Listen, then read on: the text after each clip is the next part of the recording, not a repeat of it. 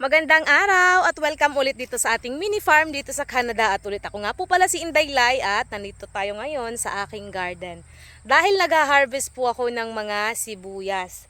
So dito po pala may tanim akong kulay red na sibuyas, puti at dilaw. Bali apat po na variety or apat na klase po ng sibuyas yung aking, apat pala ganyan. Apat na klase ng sibuyas yung aking naitanim dito at so far ako'y na-overwhelm kasi nga last April, ayan, early spring dito sa Canada, itinanim ko po dito yung sibuyas. Ating sibuyas mga kaibigan. At na dito na area, ayan, kung makikita ninyo, mga repolyo yan. Kasi po, nag-alternate po ako ng tanim, sibuyas, tapos yung medyo lumaki na ang sibuyas, naglagay din po tayo ng repolyo. Dahil mauuna pong maha-harvest ang mga sibuyas katulad nito. Meron akong tanim na kulay red, kulay white, ganyan. Tapos, meron tayong kulay dilaw. Ganito.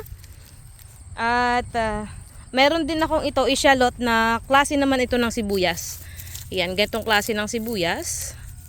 At dito ang ating repolyo. So, bali ganito yung itsura ng shallot. Tsaka kapag nagtatanim tayo ng ganitong klase ng sibuyas, is either 3 or 2 sa isang puno. Tingnan nyo. Ayan o, ganyan siya. At inaitanim ko pala ito ng I think second week or third week ng April. May, June, July, August. So bali po ang sibuyas ay more than 3 months po siya bago po mag-matured. At mas maganda po kapag inaani natin ang ating mga sibuyas ay naggaganto na po yung kanya mga puno. Ayan. Ayan, ganyan brown. Pero hindi ko na siya antayin na ma-brown talaga kasi nga panay nga ang tawag dyan. Init talaga ngayon tapos may forecast ng uulan ng malakas buong araw kaya hindi siya maganda na nabababad sa ulan kasi mabubulok. So ganyan yung perfect timing ng pag-harvest para ma-cure natin siya at mas ma-preserve natin siya ng matagal. Pupunta naman tayo doon sa isa dito. Ay, so bali 1,000 of sibuyas po yung itinanim ko. At dito po sa Canada mga kaibigan, dito po mas maganda talaga na meron tayong mga imbak. Ayan yung aking gusto talagang ma-achieve. Ito naman yung kulay puti na sibuyas. Kaya ako nagtatanim ng marami kasi po i-cure ko lang ito, patutuyuin, ihahang, tapos good to go na po yan siya buong taon. Ganun po kaganda ang mga sibuyas. Napipreserve po siya ng buong taon. Yung gantong sibuyas ganyan, matured na matured, patutuyuin nyo lang po yan siya sa mga lugar na kung saan hindi po direktang naiinitan at maganda po ang airflow. Ayan, ganyan ang nangyayari kapag nabubulok siya, ganyan. Kapag sobrang na siya, kaya tatanggalin natin siya para hindi na siya masira. Mag-harvest ako today, ayan yung kulay puti na yan. At sa Pilipinas, ayan, pwede naman po kayong magtanim ng sibuyas dahil meron din po akong nabiling mga sibuyas na mga buto galing sa Pilipinas. May binibenta po talaga. Pumunta po kayo sa mga agricultural store at may nabibili po talagang mga sibuyas. Andito nahugot ko ito kahapon at pinabayaan ko lang siya. Tingnan nyo, nagda-dry na yung kanyang mga stalk or kanyang puno. Ganyan, no? Oh. At saka alam naman po natin na ang sibuyas ay biglang nagmamahal at ito po yung isa sa pampalasa nating mga Pilipino na hindi dapat nawawala sa ating kusina kasi araw-araw kailangan natin ng sibuyas. Ayan, sobrang laki talaga ng aking natipid. Ay, hala, ayan. Dahil sa sibuyas na ito, matatawag ko yung aking kitchen ay sustainable na po siya sa sibuyas at of course sa ating bawang kasi marami din po akong tanim na bawang. Yun, libre naman yung aking laki ang matitipid ko talaga. Hello, Garfield. Hi. O, diba? Libre talaga siya. Kailangan mo lang talagang ayan, actually dito ako sa Canada natuto talaga na pahalagahan yung pagtatanim, yung pagkakaroon ng sustainable na yung aking pusa.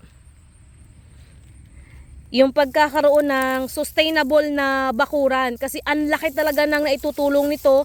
At katulad dito din sa Canada, kasi nga nandito nga ako sa Canada, kaya lagi ako nagka-Canada.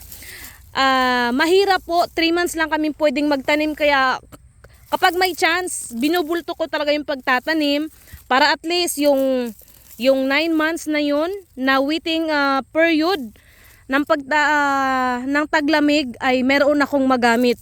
So natuto akong pahalagahan yung kagandahan ng klima natin dyan sa Pilipinas kasi siguro kung siguro kung nasa Pilipinas din ako nakatitira, one day, ganito din po yung aking gagawin. Kasi everyday po na gumigising tayo ay kumakain. Everyday na sa ginawa po ng Diyos, kailangan nating magluto at kumain bago magtrabaho, di ba? At kung meron po tayong mga lupang pagtatamnan, ay mainam na meron po tayong mga pananim kasi grabe na talaga ang pagmahal ng bilihin. Yung bili ko sa sibuyas na ito, kailangan mo kasi talaga bumili ng similya. Binili ko po yung sibuyas bulbs. Bulbs po yung binili ko para mas madali. Yun kasi yung pinaka-ideal para sa akin. Sibuyas bulb, tinitimbang po siya. At kung kaya sibuyas bulb yung tinatanim ko dito sa Canada dahil nga po short lang yung summer. Kailangan kong madaliin.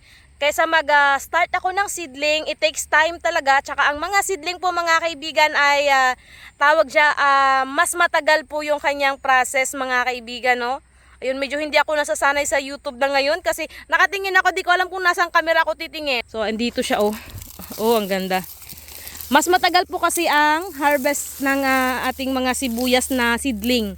Natatagalan ako, kaya ito, sibuyas bulbs at perfect. Oh, di ba? Ang ganda-ganda. Ano ba yung mga pusa ko? Uy! Oh, ayan. Napaka-relaxing. At saka napaka-fulfilling kapag may ganito tayo, no?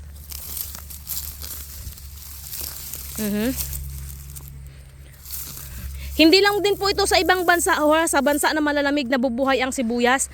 Nabubuhay po ito sa Pilipinas. As long as, laging tatandaan, gumamit po kayo ng mga local grown na mga varieties or local grown ng mga gulay. Para at least maganda po ang tubo at adapt po niya yung klema. Ano ba yung pusa ni Mama?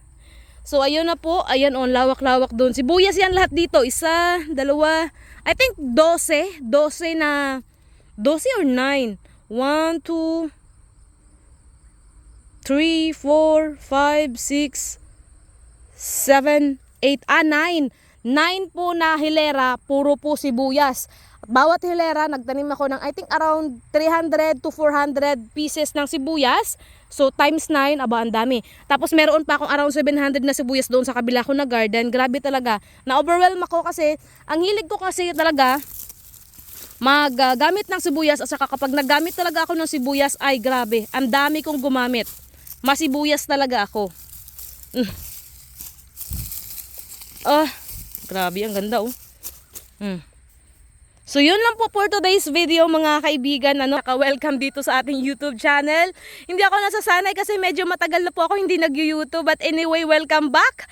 At lagi po nating tatandaan na kapag may itinanim, may aanihin. At sa ulit-ulit, ako nga po pala si Laikote, ang inyong Pinay Farmer dito sa Canada. Salamat!